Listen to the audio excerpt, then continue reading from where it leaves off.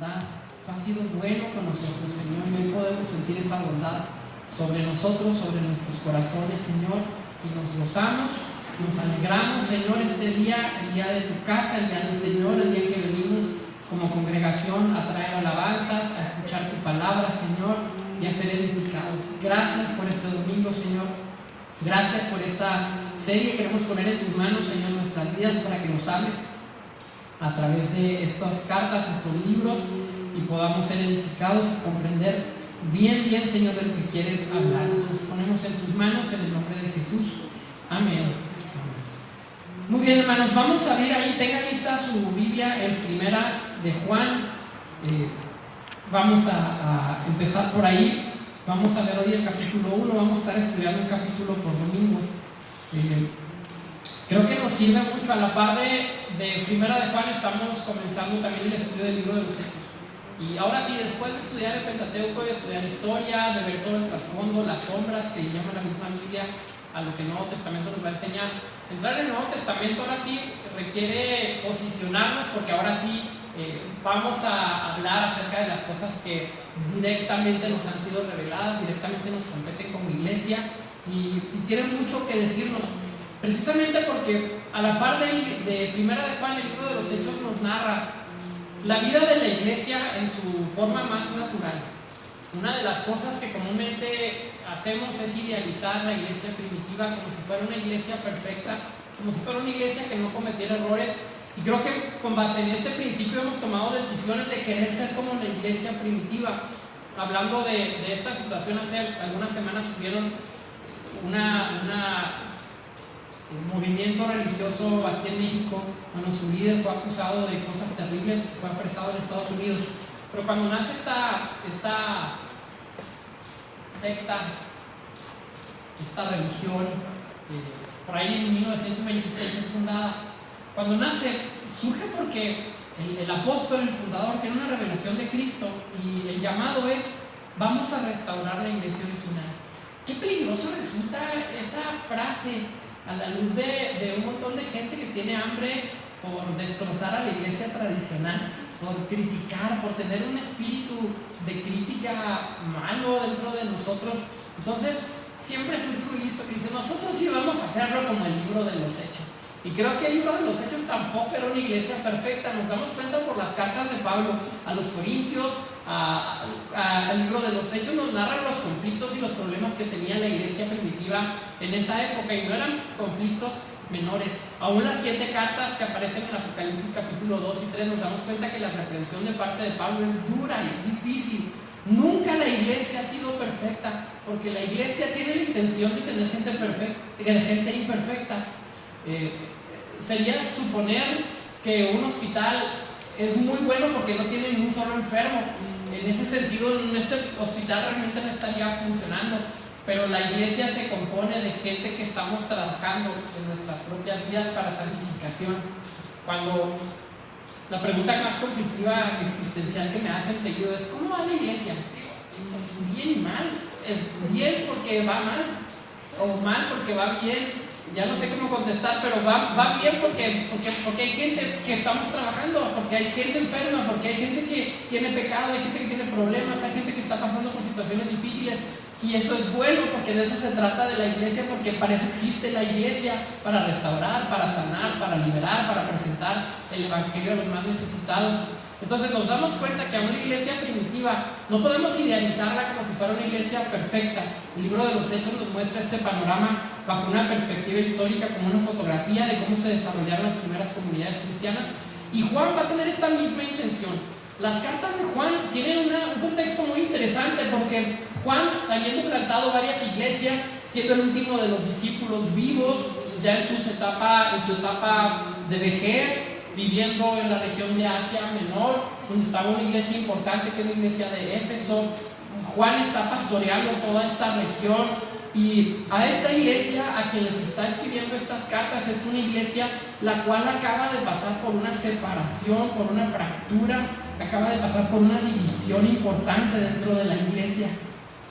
Nunca pensaríamos que las iglesias se estuvieran dividiendo a los pocos años de que se funda el cristianismo, ¿no? Si Juan plantó una iglesia, no te imaginarías que esa iglesia estuviera sufriendo una división. Pero es precisamente hacia estas personas a quien Juan les está tratando de explicar. Y entonces nos damos cuenta que las cartas del Nuevo Testamento muy comúnmente son escritas con la intención de resolver alguno de los conflictos internos. Si las cosas iban bien, posiblemente no existieran cartas que nosotros tuviéramos hoy. Pero las cartas tienen esta intención de corregir, de exhortar, de animar a la reconciliación unos a otros. Y de esta forma nosotros tenemos las cartas que nos han llegado a través de los miles de años, precisamente porque dentro de esta imperfección de la iglesia se germina este consejo y esta doctrina y esta exhortación de parte de los apóstoles. Hace algún tiempo leí una historia de un hombre que estaba, una persona que realizaba excursiones, iba a descubrir lugares nuevos, no me acuerdo en qué región fue, pero llega a una zona muy alta, dentro de unas montañas, y se da cuenta que dentro de esta región tan alta en medio de las montañas había agua que era sumamente pura. Y mientras él se da cuenta que el agua va siendo purificada mientras él sube a través de las montañas, a él le habían dicho que había un pueblo de gente en las montañas en lo más alto. Y en su mente él va idealizando y él dice, seguramente la gente que está en aquel pueblo va a ser gente alta y fuerte y guapa, porque el agua cada vez es más pura. Pero en la historia, esta es una narración histórica, la historia dice que cuando él llega se topa con personas chaparritas y hace una reflexión y dice que el agua necesariamente tiene que tener un poco de minerales y no tiene que estar tan purificada para que realmente proporcione los beneficios que tiene que traer al cuerpo humano. Ahora no estoy diciendo que la iglesia mientras más imperfecta sea pues mejor, ¿verdad? Es algo que Pablo está tratando en varias de sus cartas. Les dice, bueno, por el pecado nos fue dada la gracia y el evangelio, ¿seguiremos pecando? Y dicen, pues de ninguna manera. Pero el principio es que el pecado generó también que el evangelio fuera presentado para nosotros los gentiles, y en lugar de ser únicamente una creación de Dios, como aparece en Génesis 1, nos ha hecho hijos y nos ha hecho herederos de Dios a través de este mismo evangelio, porque Dios tiene una capacidad impresionante de tomar una mala decisión del hombre y convertirla en una bendición que traiga gloria para su nombre. Nos damos cuenta que estas cartas tienen grandes problemas, tienen muchas situaciones difíciles, pero de ahí podemos aprender mucho y tenemos gran edificación. Para poner un ejemplo, vamos a 1 de Juan capítulo 2, versos 18 y 19. Sé que no vamos a ver Juan 2, pero vamos a leer solamente estos dos versos para contextualizar. 1 de Juan capítulo 2, versos 18 y 19. Dice Juan, queridos hijos, llegó la última hora. Ustedes han oído que el anticristo viene y ya han surgido muchos anticristos. Por eso sabemos que la última hora ha llegado. Esas personas salieron de nuestras iglesias, pero en realidad nunca fueron parte de nosotros. De haber sido así, se habrían quedado con nosotros. Al irse, demostraron que no eran parte de nosotros. Juan entonces se da cuenta que las iglesias están teniendo divisiones, entonces decide escribir estas cartas para exhortación, porque la iglesia imperfecta necesita la palabra de Dios. Aquí es donde empezamos a sospechar. Entonces, ¿por qué hago estas cartas para hablar para ellos? Porque somos una iglesia imperfecta. Porque somos una iglesia con muchos defectos, con muchos errores. Hay muchas cosas que mejorar. Hay pecado en la congregación. Hay situaciones de rebeldía. Hay situaciones que tienen que ser cambiadas. Hay buenas intenciones, pero hay veces malas actitudes. Hay muchas cosas que el Señor quiere trabajar en nuestros corazones. Y precisamente en el intento de Dios de purificar a su iglesia es que vamos a estar hablando acerca de estas cartas estos próximos días. Juan entonces se dedica a escribir en contra de muchas herejías que existían en su tiempo. Escribe acerca del anticristo, escribe acerca de aquellos que se dividen, que salen de la iglesia y que él reconoce que nunca fueron parte de la iglesia. Pero vamos a ver un tinte en todas las cartas de Juan desde su evangelio que tiene que ver con escribir en contra de las grandes herejías de su tiempo, que podemos reducirla al gnosticismo. Una de las grandes ramas del gnosticismo era el docetismo. El docetismo era una enseñanza que hablaba de Jesús. Esta palabra docetismo significaba que Jesús tenía una apariencia de encarnación, pero que Jesús realmente nunca se había encarnado. Y vemos que en las cartas de Juan constantemente hace un énfasis en decir Jesús vino en carne. verdaderamente se hizo hombre. Y el problema con los gnósticos es que eran tan espirituales que para ellos la carne les era pecado y problema, y toda la materia estaba contaminada con el pecado. Por lo tanto, Jesús no se había podido encarnar realmente, porque eso implicaría que Jesús tuviera una parte de maldad. Algo que algunos de nosotros como cristianos super espirituales queremos hacer. Nos consideramos sumamente espirituales y todo lo que está a nuestro alrededor material lo consideramos pecaminoso, cuando la Biblia no enseña eso. Cristo ha venido para redimir a su creación. Estamos esperando una redención completa y total, donde todas las cosas sean restauradas, un cielo nuevo, una tierra nueva. Pero si tiene algo que disfrutar en esta vida, disfrútenlo en Cristo. Si tiene algo que disfrutar para gloria de Dios, hágalo, y hágalo de manera responsable. Pero las cosas son para edificación de nuestra propia vida, pero son para que también las gocemos en el Señor. Hace un par de años fue que fuimos Aarón y yo allá a un lugar, una playa en California. Y recuerdo que íbamos por ahí y les platiqué cuando regresé del viaje. Tuve mi crisis existencial durante todo ese viaje, porque yo veía que todo era tan bonito, la iglesia era tan bonita, el pastor era tan guapo, todo era tan perfecto, la gente era tan hermosa. Y fuimos un día a la playa y estaba toda la gente, había muchos surfeando y había otros con parachutes y había botes y todos eran tan bellos.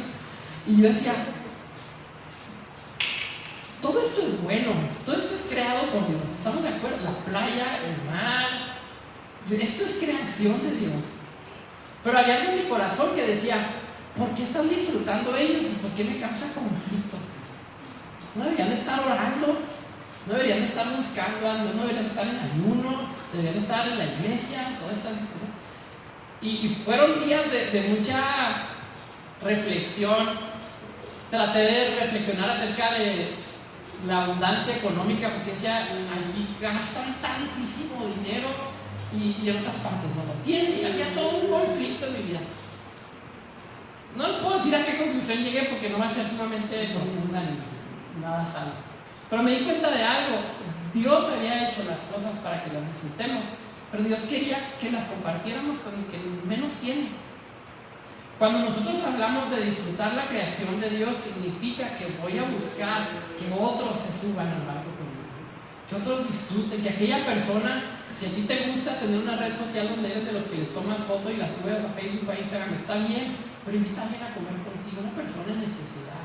Llévalo contigo para que puedan disfrutar la creación de Dios. ¿Se acuerdan lo que nos platicaba Shane? Que decía, cuando hay un helado para una persona, todos comparten el helado, todos le chupan a la misma nieve, se convierten en algo peligroso por enfermedades. Pero la bondad de Dios es para todos. La bondad de Dios es para todos. Entonces, una de las cosas con las cuales está luchando Juan es precisamente con este pensamiento tan dicotómico, lo espiritual y lo carnal. La materia y el espíritu son radicalmente opuestos, y Juan dice, no necesariamente. Hay una redención de parte de Dios, hay un reino que ha sido anunciado, y ahora las cosas pueden ser presentadas delante de Dios para su gloria. Ahora puedo comer, lo que dice Pablo en Romanos capítulo 14, ahora puedo comer, ahora puedo beber, ahora puedo guardar un día. Si lo hago para la gloria de Dios, es bueno. Si lo hago para el Señor, es bueno. ¿Qué nos van a traer estas cartas entonces para nosotros? Tienen varios temas importantes. Nos hablan acerca del manejo de conflictos.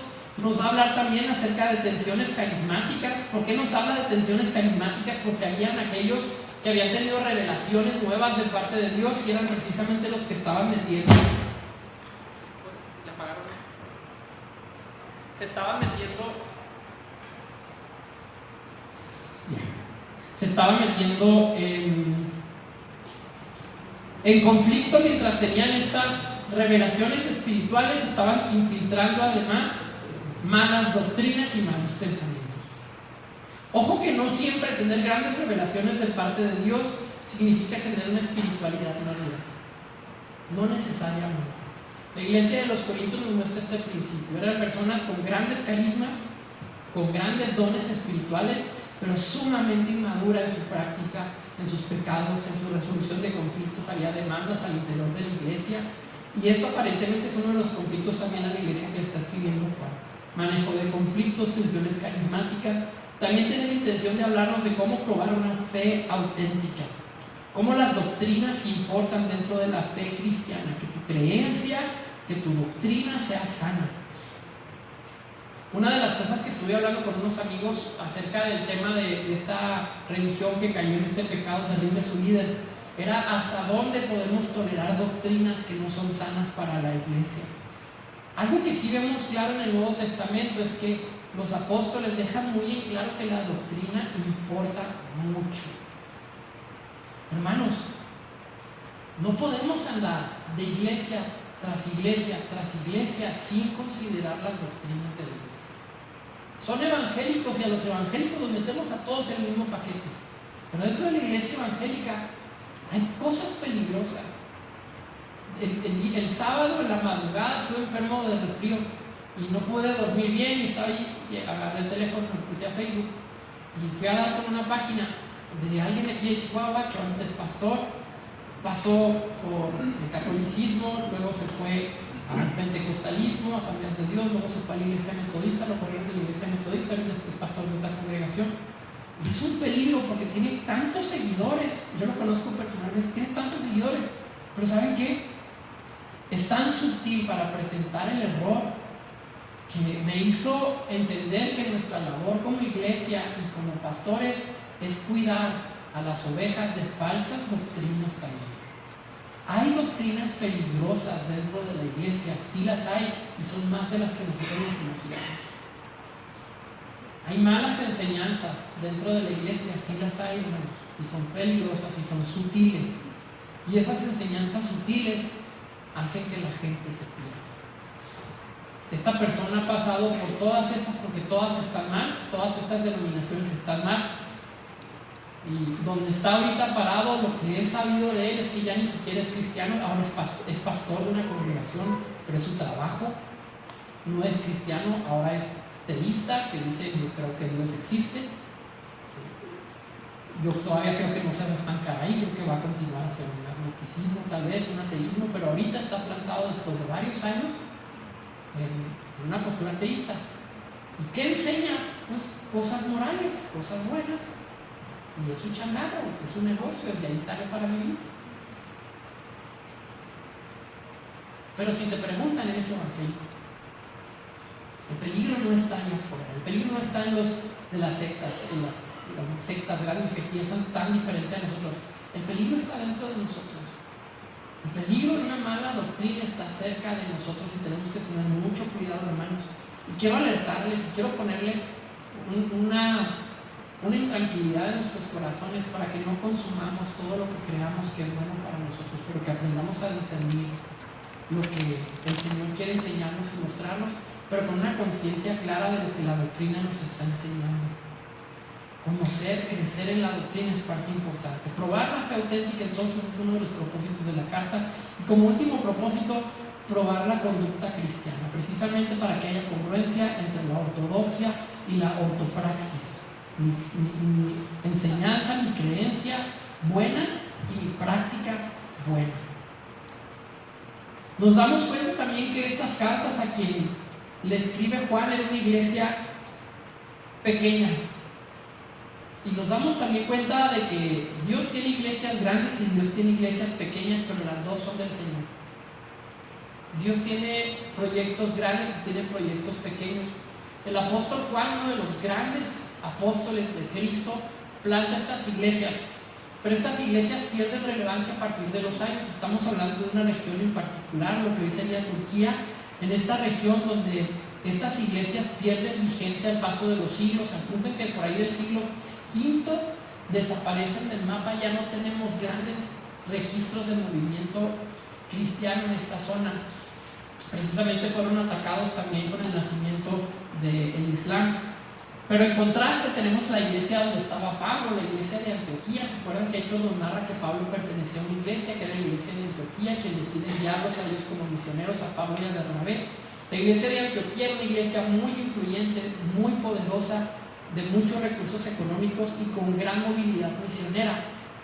Pero nos damos cuenta que no hay una carta clara de Pablo para Antioquía, pero nos damos cuenta que Juan sí aparece hablándole a esta iglesia pequeña. Para Dios, hermanos, nuestra pequeñez o nuestra grandeza pasa a segundo término. El Señor ve nuestros corazones. El Señor está viendo a los pequeños del mundo, está viendo a los necesitados, a los hambrientos, a las viudas, a los huérfanos, a los que somos raros. Y el Señor hacia nosotros trae gracia. A nosotros trae gracia. Tenemos que tener cuidado con el espíritu de orgullo y de soberbia. Hay que tener mucho cuidado cuando creemos que sabemos algo, porque el Señor puede deshacer nuestro conocimiento en cualquier momento. Nuestra actitud hacia los demás debe de ser una actitud de mutua sumisión. Es lo que la Biblia nos enseña. En movimientos como esta otra iglesia que estoy citando ya en varias ocasiones, el gobierno es tan vertical que el de arriba no se somete a nadie más que a Dios, según él, según su propia perspectiva. Pero la enseñanza del Nuevo Testamento es: sométanse unos a otros, reciban consejo unos de otros, reciban exhortación unos de otros. Aprendamos a caminar en una exhortación válida, necesaria. ¿Por qué? Porque el espíritu de orgullo nos puede alejar de esa vida de humildad y de mutua sujeción. Hay pecados visibles, hay pecados terribles, hay pecados de adulterio que la Biblia condena y que la Biblia advierte claramente en contra de este tipo de pecado. Pero hay pecados tan sutiles que se infiltran en las iglesias que creemos que porque no es tan escandaloso puede ser tolerable. El pecado no puede ser tolerable. Sea un pecado de... Vayan a decir, ¿cómo dilata con esto? Pecado de chisme, pecado de murmuración, pecado de orgullo, pecado de altivez, malos pensamientos. En ocasiones el pecado únicamente se está gestando en nuestra mente y creemos que porque no se ha gestado en lo físico, en lo material, está bien. Hay que arrepentirse también de los pecados que cometemos en nuestra mente. Jesús lo dijo: no necesitas acostarte con una mujer para cometer pecado, es necesario que la veas y la codicies. Estás cometiendo un pecado. No es necesario ir a matar a una persona. Con que odies a tu prójimo estás cometiendo un pecado.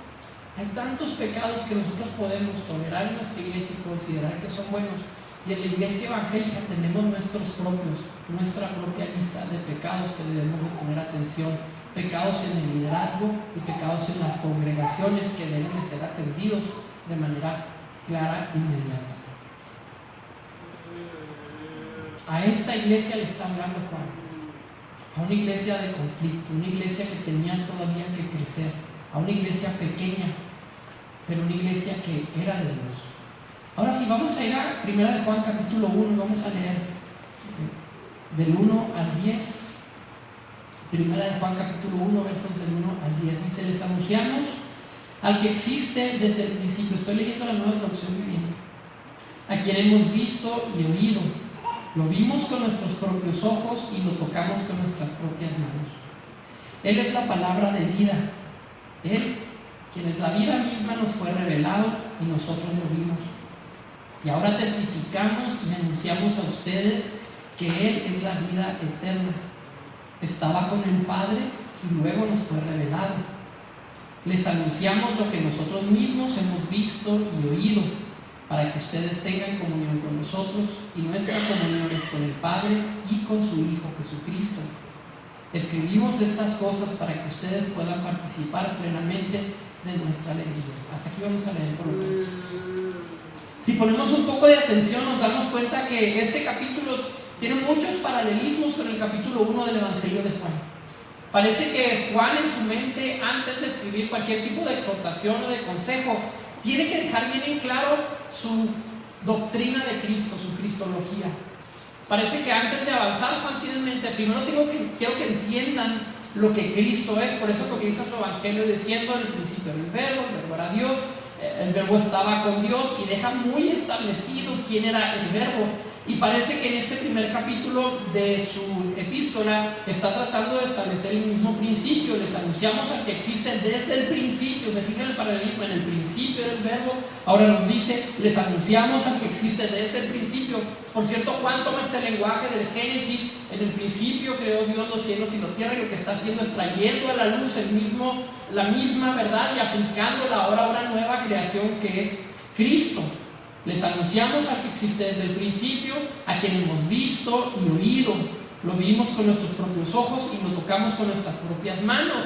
Lo mismo que está tratando de hacer con su evangelio, explicar y expresar de manera muy clara que Cristo se encarnó, que verdaderamente era carne, que verdaderamente eran huesos, y que no solamente tenía una apariencia de carne, sino que se había encarnado verdaderamente. Por eso dice, lo tocamos, lo palpamos con nuestras propias manos. No era un fantasma, no era un espíritu, sino que pudimos tocarlo. Él es la palabra de vida. Otra vez la palabra que menciona aquí, y el Evangelio capítulo 1 nos habla del verbo o la palabra de Dios. Él, quien es la vida misma, nos fue revelado y nosotros lo vimos. Testificamos y anunciamos a ustedes que Él es la vida eterna. Estaba con el Padre, Juan capítulo 1, y el verbo estaba con Dios y luego nos fue revelado. Les anunciamos lo que nosotros mismos hemos visto y oído, para que ustedes tengan comunión con nosotros. Ok, puntos importantes de estos 4 pasajes. Hay 3 puntos importantes. Número 1, Juan está tratando de explicarles la verdad de Dios partiendo de su propio conocimiento de Dios.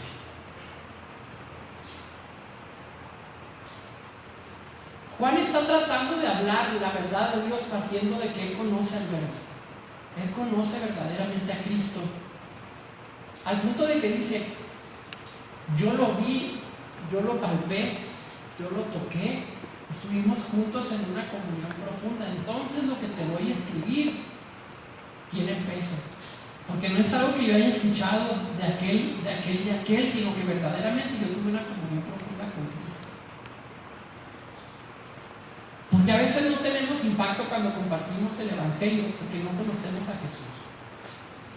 Porque ni siquiera en nuestros corazones hay una pasión por compartir el Evangelio, porque no existe en nosotros una necesidad de que la gente conozca a Cristo, porque tal vez ni siquiera nosotros hemos pasado suficiente tiempo con Jesús para contar la misma experiencia que tiene Juan. La doctrina, aunque es importante, lo que sabemos acerca de Dios es importante, pero nada se compara con conocer directamente a Dios. Por eso es que la revelación de Dios para los hombres no se puede reducir en doctrina, sino que se resume en persona. Es Cristo la revelación del Padre para el mundo. No te puedo explicar si Cristo era arminiano o era calvinista, o si era continuista o si era sensacionista. Yo no sé, pero puedo presentarte a Cristo para que lo conozcas. Yo te puedo decir, yo caminé con Él, entonces tengo un fundamento sobre el cual te puedo dar un consejo de vida, porque nada podemos expresar sino aquello que nosotros hemos conocido profundamente. Hemos conocido a Dios, hemos conocido a Cristo de manera profunda, entonces tiene mucho sentido compartir el Evangelio. Me parece a mí que una de las doctrinas menos enfatizadas dentro de nuestra iglesia es que Dios es nuestro Padre, que nos ha hecho sus hijos. Y esto se refleja en la manera en que oramos y en la manera en que vivimos. Porque oramos a un Dios lejano, porque cantamos alabanzas a un Dios lejano, porque hacemos oraciones sin profundidad, porque compartimos a un Cristo de un libro, pero no compartimos al Cristo que es una persona. No sé por qué estaba pensando ayer o hoy en la mañana que ¿qué pasaría si me fuera al infierno? No es que anduviera en pecado, no sé qué soñé. Sueño con extraterrestres muy seguido, pero ese es otro tema, ya se los platico. Y anoche fue uno de esos días. Pero estaba pensando, si yo me fuera al infierno, más allá del castigo que pueda tener, yo sentiría un resentimiento en contra de Cristo y diría, no te conocí, no éramos amigos, no éramos hermanos. Creo que tengo una cercanía con Dios Y ojalá y podamos profundizar todos en esta cercanía, el cual no nos pueda los castigos del infierno, sino me puede, Señor, que tú y yo estábamos juntos, que tenía una comunión profunda contigo. Eso me duele. ¿No es lo que dice el salmista en el Salmo, donde dice: no quites de mí tu Santo Espíritu? No le dice: no quites tu reino, no le dice: no me quites el trono, no le dice: no quites las riquezas. Pero el problema es cuando lo cachan, porque confiesa su pecado hasta que lo cachan el salmista, hasta que va un profeta y le dice: tú has tomado esa mujer de aquel otro hombre. Hasta ese momento escribe ese salmo y no dice: no me quites tu reino, dice: no me quites la comunión que tenemos. El cristiano tiene que dolerse, no porque va a perder las bendiciones de Dios, sino porque conoce profundamente a Cristo y la comunión con Cristo se rompe. Tu pecado rompe la comunión con Cristo. Señor, que nos duela nuestro pecado. Me duele mi pecado cuando me cachan, me duele mi pecado cuando peco y de pronto las ventas se vienen para abajo. Entonces dices: ay, me voy a poner las pilas mejor porque Dios me está dejando de bendecir, sea cierto o no sea cierto eso. Estás en pecado y caes en una enfermedad y dices: mejor voy a la iglesia, no vaya a ser que me caiga otra enfermedad peor. Pero ¿qué hay de la comunión que tenemos con Dios? Juan parte sus cartas desde la premisa: yo caminé con Cristo, le vi, lo toqué, lo palpé, me acosté con Él, tuve una comunión profunda con Él. Entonces te puedo hablar de algo profundo, te puedo hablar de una persona. Parece que Juan tiene esta intención de revelar a Cristo encarnado para poder mostrar el principio de la comunión con la encarnación del Verbo. Punto número 2 de este pasaje: la iniciativa de la revelación de Cristo proviene de Dios. Ojo en el verso 2: Él, quien es la vida misma, nos fue revelado y nosotros lo vimos. Lo que nosotros sabemos de Dios, hermanos, es lo que Dios ha decidido revelarnos a nosotros. Pero esta revelación es limitada, esta revelación es parcial, y esta revelación por lo general está ensuciada por nuestras propias vivencias, ensuciada por una mala experiencia de vida, por una mala experiencia en una congregación, por una mala experiencia en mi familia, por una mala enseñanza doctrinal, por algo malo. Dios ha decidido revelarse en Cristo. Y como les mencioné en alguna ocasión, una persona que me decía: no entiendo la oración, tenía problemas, y yo le dije: pues ora, vato. Y él me dijo: es que no entiendo la oración. Decía él: no entiendo por qué tengo que orar, no entiendo cómo es que Dios va a responder, si Dios lo sabe todo, si Dios conoce las circunstancias, si Dios tiene pensamientos de bien, etc. Y de ahí se derivó la plática de decir: no entiendo a Dios. Y no me acuerdo en qué concluyó esa conversación. Pasaron los meses, posiblemente un año, y cuando lo vi me dijo: no entiendo a Dios, pero me he dado cuenta que sí puedo entender a Cristo. No puedo pensar en toda la grandeza de Dios y tratar de meterlo a mi mente y a mi corazón y actuar en consecuencia, pero sí puedo ver a Cristo, sus mandamientos, y empezar a caminar en un principio de fe, porque Cristo sí me ha sido revelado para mí. Cristo, siendo la revelación del Padre, es el que nos habilita para poder comprender a Dios. El que hace la voluntad de mi Padre es el que conoce a Dios, es el que conoce al Padre. El que hace la voluntad es el que conoce al Padre. Esto lo expresaba C.S. Lewis de otra manera, pero decía él: es necesario primero obedecerle para que nos sea revelado poco a poco. Es necesario caminar en la revelación que tenemos. ¿Qué revelación tienes? ¿Tienes una revelación de que tu pecado es grave? ¿Tienes una revelación de que su gracia es gigantesca? ¿Tienes una revelación de la comunidad a la cual perteneces? ¿Tienes una revelación de que tu alabanza y tu adoración realmente es escuchada por el Padre? Camina en esa revelación. No entiendo la oración, no entiendo los principios, no entiendo el milenio, no entiendo si voy a ser raptado antes o después, no entiendo muchas cosas, pero entiendo a Cristo. Pero la revelación del Padre me ha sido dada por medio de Cristo y puedo comprenderlo, y eso sí lo puedo hacer. El gran problema es que no nos interesa leer a Cristo en muchas ocasiones. Un día me pidieron discipular a unos muchachos y eran como 4 muchachos, y tuve un discipulado con ellos. Y para mi sorpresa eran personas que habían estado en la iglesia toda su vida, alrededor de 18 o 20 años en ese entonces, hace ya algún tiempo. Y yo les dije, vamos a estudiar las enseñanzas de Jesús. Vamos a estudiar las tantas enseñanzas de Jesús. Y conseguí un estudio donde hablaba en una lista cada enseñanza de Cristo, cada enseñanza de Cristo, cada enseñanza de Cristo de manera práctica. Mi sorpresa fue que nunca las había escuchado ellos. Sabían de todo, sabían cómo funcionaba la iglesia, sabían el tipo de gobierno de la iglesia, sabían que la alabanza funcionaba tal día y quieren ensayar, hay que cantar los cantos tal día, sabían que la clase era tal hora, sabían que el grupo de los varones era tal hora, que los jóvenes se reunían en tal salón, que tocaban una canción, que siempre había pizza, que salían y iban al cine. Sabían todo, menos a Cristo. Las enseñanzas fundamentales de Jesús. Puede ser que no comprendamos a Dios en su cabalidad, pero sí saben lo que significa poner la otra mejilla. Tal vez no conozco una doctrina profundamente, pero sé lo que es someterse a otros hermanos. Tal vez no conozco el Apocalipsis de manera muy clara, pero me ha sido revelado y entiendo por lo menos de manera clara que cuando ore tengo que meterme en el aposento y que no tengo que andarlo gritando por todos lados, y que cuando ayune no tengo que poner cara de hambre, y que tengo que dar con mi mano derecha y con mi mano izquierda, ni cuenta se tiene que dar. Tienes que andarlo publicando. Es para que ustedes también lo hagan, hermano. Es para hacer testimonio. Lo voy a postar en todas las redes. Hay cosas que son muy claras, pero Cristo nos ha sido revelado de tal manera que podamos obedecerle. Pero esta iniciativa de revelación surge de Él mismo. Y esta es una de las grandes paradigmas de la teología, porque Dios en su naturaleza divina es un Dios misionero.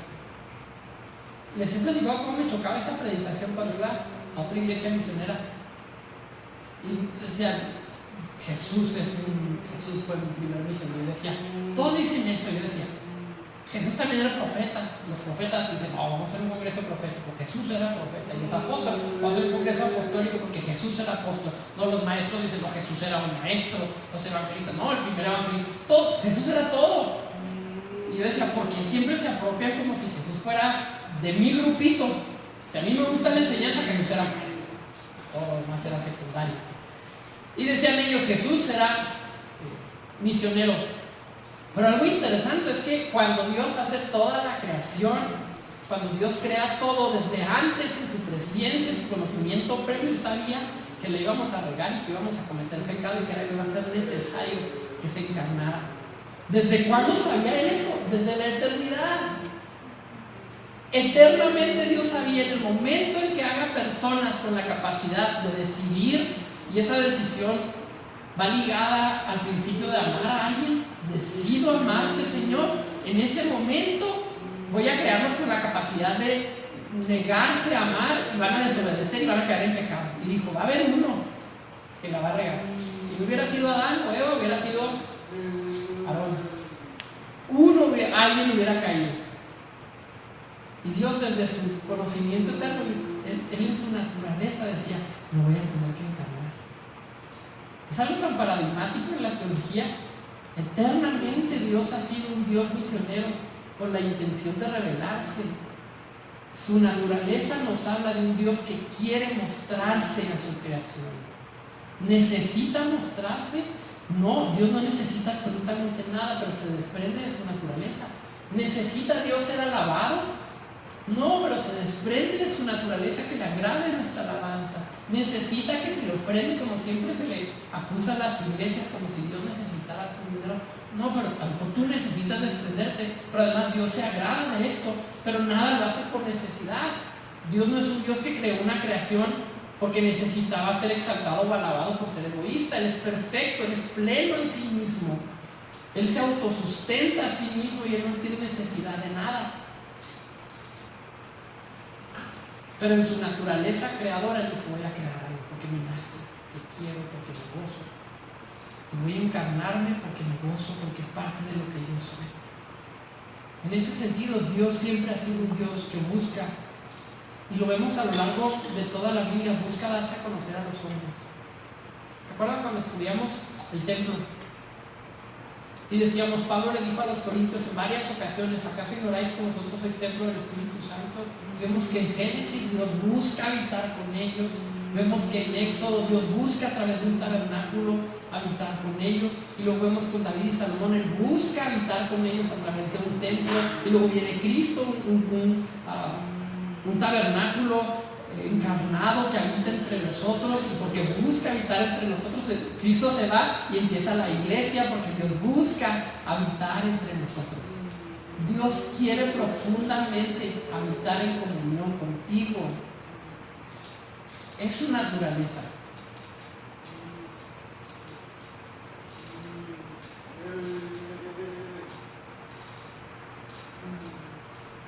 ¿Con qué autoridad le decimos: no, Señor, si somos de Él, somos de Cristo, somos de Dios? ¿Quieres tener comunión conmigo, Señor? Y estoy dispuesto a tener esa comunión. Punto número 3 de este pasaje. El propósito de esta revelación de Cristo para nosotros es la plena comunión y la plenitud de gozo. Fíjense cómo les dice en el verso 3: les anunciamos lo que nosotros mismos hemos visto y oído, para que ustedes tengan comunión con nosotros, y nuestra comunión es con el Padre y con su Hijo Jesucristo. Escribimos estas cosas para que ustedes puedan participar plenamente de nuestra alegría. ¿Para qué nos ha sido dada esta revelación? Para que todos participemos de la comunión. Hace poquito vi una imagen, como un tipo meme en una página, y a veces está más fácil predicar con memes porque expresan también lo que uno siente. Y decía: te da a entender que está el Padre en el cielo, y te da a entender que llega un tipo, así como que apenitas al cielo, y le pregunta a Dios: ¿cómo te fue? Y le dice el hijo, le dice otra persona: me lastimé un poco, pero lo pasé de maravilla. Les voy a la interpretación del exégesis. Me lastimé un poco, es que ya se había muerto, ¿verdad? Y llegó al cielo. Me lastimé un poco, pero la pasé de maravilla. ¿Qué hiciste? No, me logré casar con una mujer fabulosa, tuve unos hijos que me pasé increíble, me dieron un poquito de lata, pero estuvo genial lo que pasamos. Y en eso se levanta Dios y me dice: luego me platicas cómo quiere hacer la cena. Y le dice esta persona: ¿vamos a cenar hoy, papá? Y le dice: sí. ¿Quiénes vienen?, le pregunta. Y le dice: todos. Todos vienen a cenar hoy. La revelación de Cristo es toda la creación. Vamos a estar en comunión profunda entre nosotros y con el Padre. No entendemos que la comunidad, la comunión entre nosotros va más allá de pasar un rato juntos, pero es el propósito de la revelación de Cristo. Les anunciamos lo que nosotros mismos hemos visto y oído, para que todos ustedes tengan comunión con nosotros. El propósito de predicarte el Evangelio es para que estemos juntos en la cena. ¿Quiénes vienen? Vienen todos. El más ansioso, y esa palabra mal usada a propósito, y siendo un poco brusco de que todos murmuramos, es el Padre. Vengan a cenar. Tenemos comunión con Él ahorita, sin plena comunión. Pero llegará el día de la nueva creación, de los cielos nuevos, de la tierra nueva, de la nueva Jerusalén, donde entonces los justos resplandecerán como el sol en el reino de su Padre. Entonces la comunión será completa. Entonces tendremos esa profundidad de comunión con el Padre de manera tan real, que entenderemos tanto esta intención que tiene Dios de que nos veamos cada semana, esta intención de que tiene Dios de que es el único día de descanso, es el día en que puedo hacer esto, y que Dios dice: júntate. Necesitas comprender que hay algo mucho más profundo que solamente ir a la iglesia. Si vas a la iglesia y luego llegas tarde y luego te vas temprano y luego pierdes toda esta bendición de la comunidad que tenemos basada en Dios, estamos perdiendo el propósito de las palabras de Juan. Esta revelación que les platico es para que tengan ustedes comunión con nosotros. Y nosotros, dice Juan, nuestra comunión es con el Padre y con su Hijo. Por cierto, una oración que había hecho Jesús: Señor, hazlos uno, como tú y yo somos uno, que todos participemos. Tengo yo las sospecha de que cuando lleguemos al cielo, y es una sospecha personal, nuestra individualidad se va a ver tan menguada porque vamos a participar de una sola comunión, porque vamos a ser uno entre nosotros y vamos a ser uno con el Padre, con Dios.